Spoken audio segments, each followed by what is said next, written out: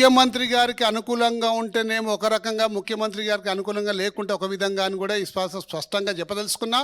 ఇవాళ హిమాయత్ సాగర్, ఉస్మాన్ సాగర్, గండిపేట దగ్గర ఉన్న చాలా ఫామ్ హౌస్లన్నీ కూడా ఇలా కాంగ్రెస్ పార్టీకి సంబంధించిన ముఖ్యమైన నాయకుల యొక్క ఫామ్ హౌస్లు ఉన్నాయి. వాటికి జోలికి ఈరోజు దాకా హైడ్రా పోలేదు.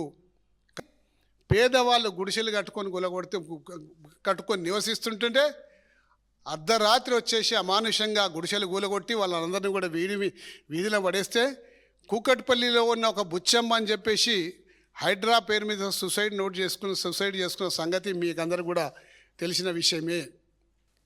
ఇప్పుడు మరి కోర్టు తీర్పిస్తే కేవలం ల్యాండ్ గ్రాబర్సే, భూ కబ్జాదారులే నా మీద ఆరోపణ చేసిండ్రు, కోర్టును తప్పుదోవ పట్టించిందని చెప్పేసి ఈరోజు హైడ్రా కమిషనర్ రంగనాథ్ గారు నిజంగా మాట్లాడడం చాలా శోచనీయం.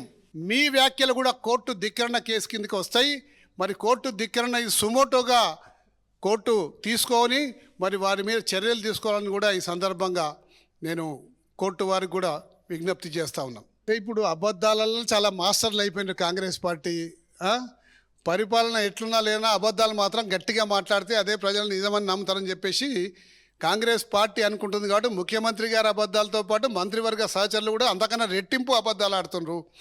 50 లక్షల ఇల్లు వాళ్ళు ఇద్దామంటే బీఆర్ఎస్ పార్టీ అద్దుకుంటుందంటే అంతకన్నా ఇక చిల్లర మాటలు ఏవి ఉండవు. కాబట్టి ఇటువంటి చిల్లర మాటలు మానుకొని పరిపాలన మీద దృష్టి కేంద్రీకరించండి. పరిపాలన ఏ విధంగా చేస్తారో సంగతి ఆ విధంగా చేసి ప్రజలకు మంచి చేయండి. ప్రజలకు మంచిది చేసేది పోయి నిత్యం కేసీఆర్ కుటుంబాన్ని జపిస్తూ ఉన్నారు. కేసీఆర్ కుటుంబాన్ని ఏ విధంగా డిఫేమ్ చేయాలి, కేసీఆర్ కుటుంబాన్ని ఏ విధంగా లోపడదోయాలనే ఆలోచనే మిమ్మల్ని నిద్రపట్టనిస్తలేదు. మీకే నిద్రపడతలేదు, ప్రశాంతంగా లేరు మీరు. కాబట్టి ఫస్ట్ ప్రశాంతతగా ఉండండి, దాంతో పరిపాలన మీద దృష్టి కేంద్రీకరించమని చెప్పి కోరుతున్నా. ఇవాళ హైదరాబాద్లో ఉన్న రియల్ ఎస్టేట్ రంగం కుదేలైతం కారణం కూడా హైడ్రా ఒక కారణం.